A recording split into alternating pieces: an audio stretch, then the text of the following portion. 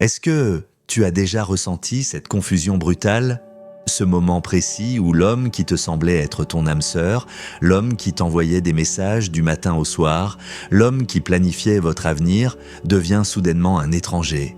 Il n'y a pas eu de dispute, il n'y a pas eu de trahison apparente, et pourtant l'énergie a changé. C'est comme si quelqu'un avait éteint la lumière dans une pièce. La chaleur a disparu. Ses réponses deviennent monosyllabiques. Ses yeux, quand ils te regardent, ne pétillent plus de cette curiosité affamée du début. Ils semblent ailleurs, voilés, à cet instant précis. Ton corps réagit avant ton esprit, ton estomac se noue, ton rythme cardiaque s'accélère. C'est la panique primitive, c'est la peur ancestrale de l'abandon qui se réveille dans tes viscères. Et que fais-tu?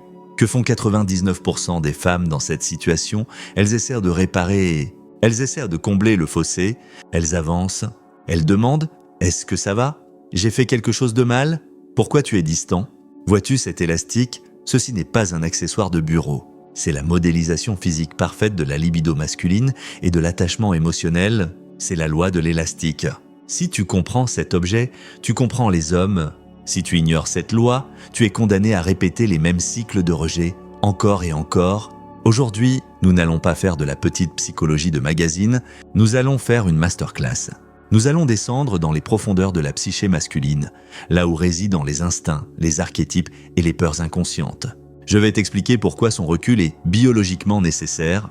Je vais t'expliquer pourquoi ta réaction naturelle est la pire chose que tu puisses faire.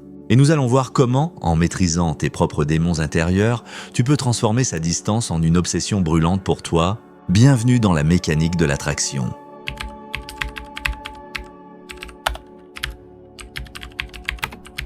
Pour comprendre le comportement masculin, il faut arrêter de le regarder avec des lunettes féminines. Il y a une erreur fondamentale que les femmes commettent. Elles pensent que l'intimité est une ligne droite croissante. Rencontre, connexion, plus de connexion, fusion totale, bonheur. C'est faux, l'intimité n'est pas une ligne droite. C'est une pulsation, c'est un rythme cardiaque. Contraction, relâchement, relâchement. Parlons de biologie pure, parlons du système nerveux autonome. Quand un homme tombe amoureux ou quand il passe un week-end intense avec toi, il est inondé d'ocytocine, l'hormone de l'attachement et de dopamine. C'est merveilleux, c'est la phase de fusion. Mais pour un homme, et c'est là que la différence biologique est cruciale, l'excès d'ocytocine a un effet secondaire inattendu. Il fait baisser sa testostérone. Oui, tu as bien entendu. Trop de douceur, trop de fusion, trop longtemps, et chimiquement, il commence à perdre son tranchant masculin. Inconsciemment, son corps tire la sonnette d'alarme. Il ne se dit pas « je ne l'aime plus », il ressent « je suis en train de me perdre ». Je deviens mou, je perds mon identité. C'est ce que j'appelle le paradoxe de l'étouffement. Plus il t'aime, plus il se rapproche. Plus il se rapproche, plus il a peur de disparaître dans la relation. Alors, que fait-il pour survivre psychologiquement? Il s'éloigne. Il a besoin de recréer ses frontières. Il a besoin de se rappeler qui il est en dehors de toi. Prenons un cas d'étude précis. Appelons-les Anna et Marc. Anna et Marc viennent de passer 48 heures ensemble. Sexe passionné, discussion profonde, rire. C'était le paradis. Dimanche soir, Marc rentre chez lui. Son réservoir d'intimité est plein à ras-bord. Il est saturé d'Anna. Maintenant, son corps réclame de l'autonomie. Il a besoin de vider son système pour pouvoir désirer à nouveau. Il s'assoit devant ses jeux vidéo, ou il va au sport, ou il reste juste silencieux devant la télé. Il est dans sa grotte. Il est en train de recharger sa testostérone. Mais pour Anna, la connexion a augmenté son désir de connexion. L'ocytocine chez la femme appelle plus d'ocytocine. Lundi matin, Anna se réveille avec un vide. Elle veut prolonger le sentiment du week-end. Elle envoie un message « Tu me manques déjà, mon amour ». Pour Marc, ce message arrive au mauvais moment. Il n'a pas encore fini de se recharger. Il lit le message et, au lieu de ressentir de l'amour, il ressent une légère pression. « Un poids ?» Il répond « Moi aussi ». Bonne journée. Courte, froid, efficace. Anna voit la différence de ton. Son cerveau reptilien s'active. L'amygdale, le centre de la peur, s'allume. Alerte! Changement de comportement. Danger de rejet. Anna ne peut pas s'en empêcher. Elle renvoie un message pour vérifier le lien. Tout va bien? Tu as l'air distant. Et là, l'élastique vient de tomber par terre. Marc se sent incompris. Il se sent surveillé. Il se dit « Je ne peux même pas respirer 5 minutes sans qu'elle panique ?» Son besoin d'autonomie se transforme en besoin de fuite. Il ne s'éloigne plus pour se recharger. Il s'éloigne pour s'échapper. Tu vois la différence? Le premier éloignement était sain et cyclique. Le deuxième éloignement est réactif et défensif. Et c'est Anna qui a provoqué le deuxième E. Allons encore plus loin, plongeons dans l'inconscient collectif.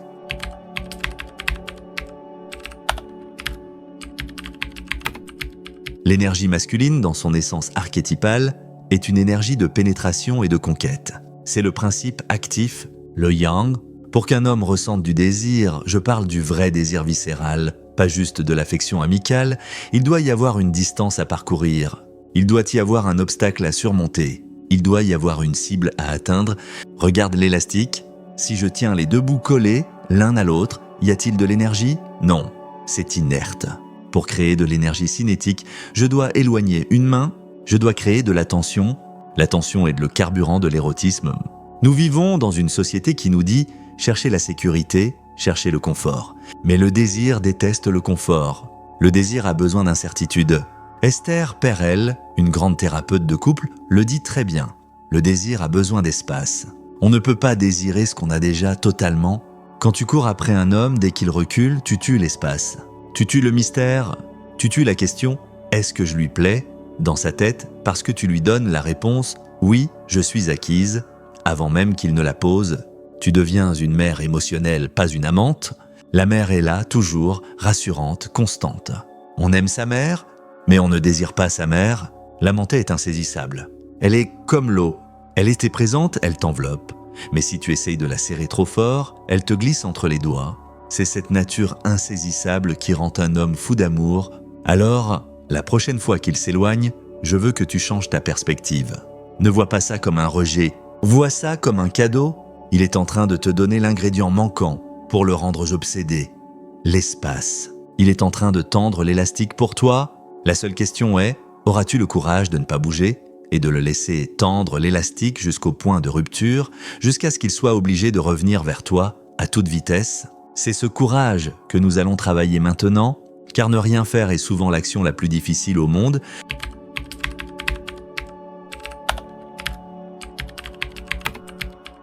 Mais soyons honnêtes, savoir cela ne suffit pas à calmer la tempête qui fait rage dans ta poitrine.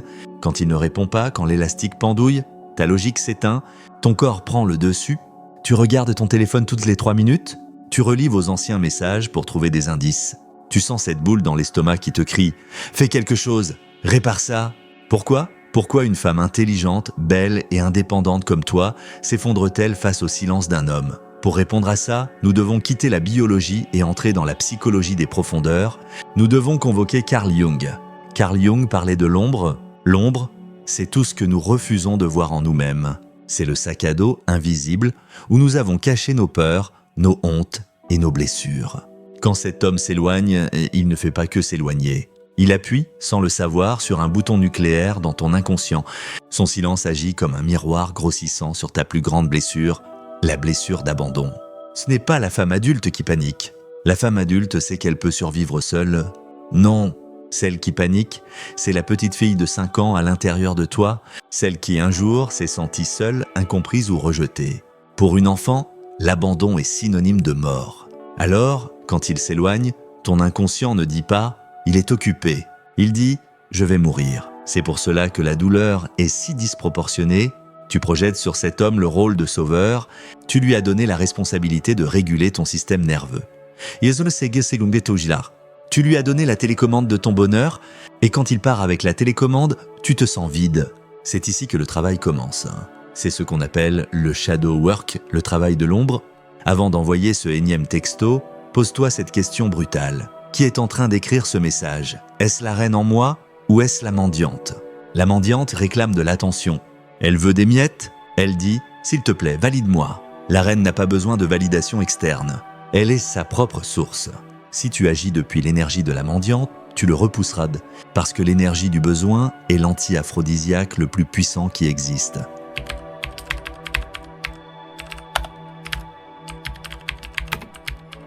Allons plus loin dans la dynamique énergétique.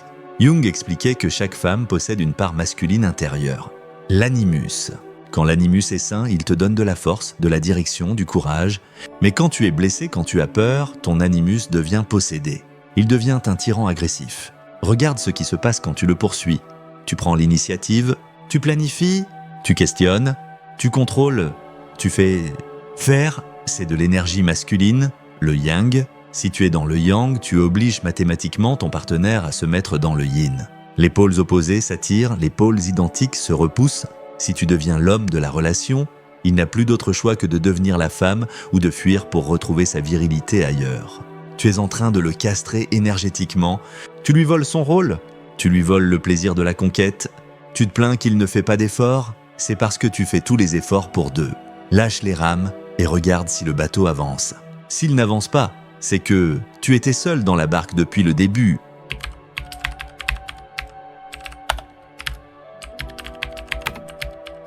Alors, comment agir concrètement? Comment sortir de la mendiante et retrouver la reine? Tu vas appliquer une loi immuable, la loi du miroir. Attention, c'est subtil.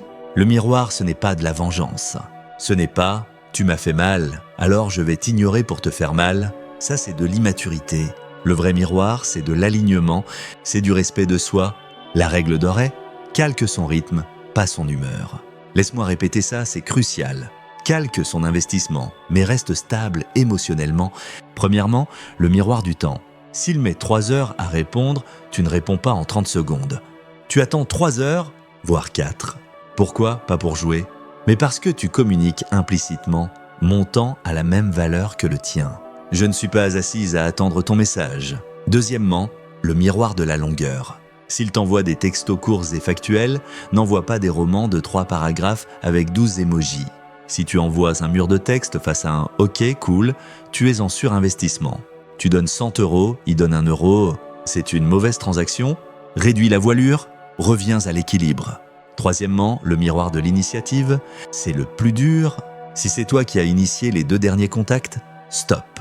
Tes mains sont liées, interdiction formelle de toucher ton téléphone pour lui écrire en premier. Tu dois créer ce que j'appelle le vide fertile. Le vide est terrifiant pour toi, mais il est magnétique pour lui. La nature a horreur du vide. Si tu arrêtes d'occuper tout l'espace sonore, il va se passer quelque chose de magique dans son cerveau. Il va commencer à se demander « Tiens, elle ne m'écrit pas. Pourquoi elle n'est plus intéressée? Est-ce qu'il y a un autre homme ?» Dès qu'il se pose ces questions, il pense à toi. Et en séduction, l'investissement mental précède l'investissement émotionnel.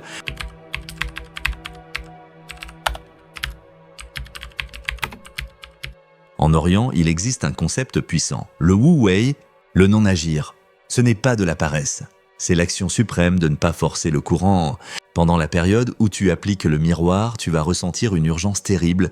C'est le sevrage de dopamine. C'est là que tu dois être forte. C'est là que tu appliques la règle des 72 heures. Si tu as envie de lui envoyer un message de reproche ou un message pour vérifier, attends 72 heures. Je te garantis qu'après ce délai, ton état émotionnel aura changé. Pendant ce temps, tu dois faire quelque chose de radical. Tu dois reprendre ton énergie. Imagine qu'il y a un câble invisible branché de ton nombril au sien et que tu lui envoies toute ton énergie vitale. Coupe le câble, visualise que tu ramènes toute cette lumière à l'intérieur de toi. Utilise cette énergie pour devenir la meilleure version de toi-même. Va au sport. Lis ce livre complexe que tu repousses. Sors avec tes copines et interdis-toi de prononcer son prénom. Deviens indépendante émotionnellement. Un homme veut être la cerise sur ton gâteau. Il ne veut pas être le gâteau. Si tu n'as pas de gâteau, pas de vie propre excitante et qu'il est ta seule source de joie, c'est trop de pression. Quand tu n'as plus peur de le perdre, c'est là que tu deviens impossible à perdre.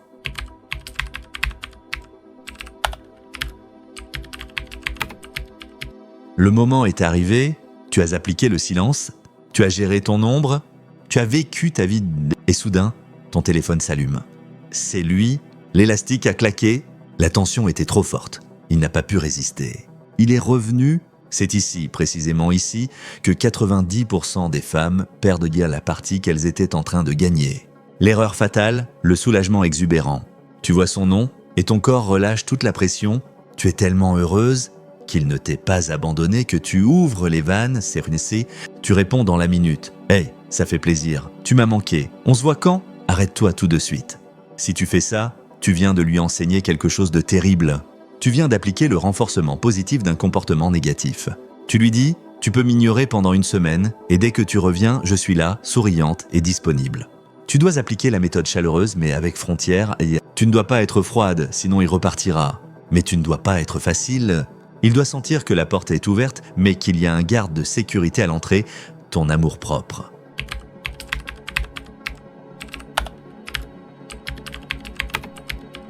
Je vais te donner les clés du château. Voici comment répondre mot pour mot. Prenons le premier scénario, le retour paresseux. Il revient après 5 jours de silence avec un message faible comme « Salut » ou « Ça va ?» Il pêche.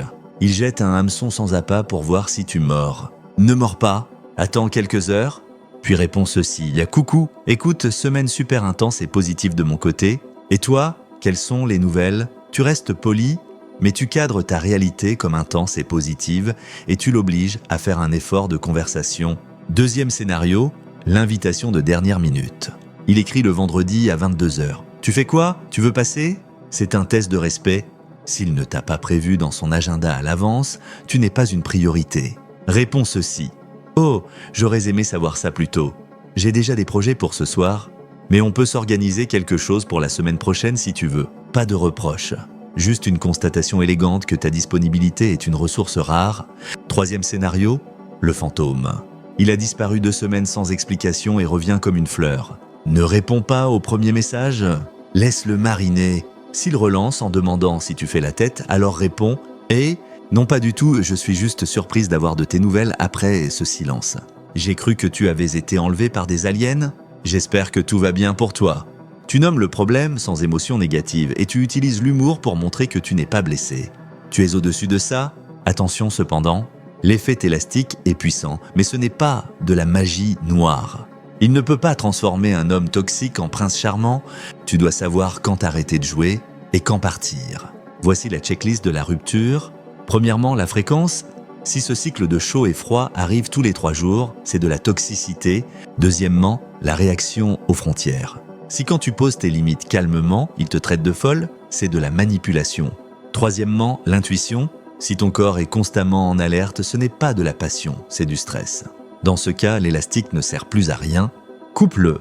Le silence définitif est la réponse la plus bruyante que tu puisses donner à un homme qui ne te respecte pas. Nous arrivons à la fin de ce voyage. Tu as maintenant les outils. Tu as la biologie, la psychologie et les scripts. Mais aucun outil ne fonctionnera si tu ne changes pas la fondation sur laquelle tu es debout. Le secret ultime de l'attraction n'est pas de manipuler l'homme pour qu'il t'aime. C'est de réaliser que tu es le prix à gagner. Regarde-toi. Regarde ton cœur capable d'aimer si fort. Regarde ton intelligence. Regarde ta beauté. Pourquoi agis-tu comme si tu devais passer une audition pour être dans sa vie? C'est lui qui passe une audition pour être dans la tienne. L'effet élastique, au fond, c'est l'art de la foi en soi. C'est la foi que si tu lâches prise, ce qui est à toi te reviendra, et ce qui n'est pas à toi disparaîtra pour laisser la place à mieux. N'aie pas peur de l'espace. L'espace est l'endroit où tu te retrouves Nsedesia. L'espace est l'endroit où il réalise ta valeur. Alors, la prochaine fois qu'il recule, souris, recule aussi, retourne sur ton trône et laisse-le faire tout le chemin pour revenir vers sa reine. Parce qu'une reine ne court pas. Une reine attend, sereine, sachant pertinemment que personne ne peut la remplacer. Si cette masterclass a résonné en toi, ne laisse pas cette énergie s'évaporer. Je veux que tu fasses une promesse publique envers toi-même, maintenant dans les commentaires de ces 40. Écris simplement « Je ne cours plus ». J'attire. C'est ton mantra, c'est ta nouvelle réalité. Et si tu es coincé dans une situation compliquée, j'ai préparé un guide complet en description. Merci d'avoir investi ce temps en toi. Tu es puissante. N'oublie jamais ça. À très vite.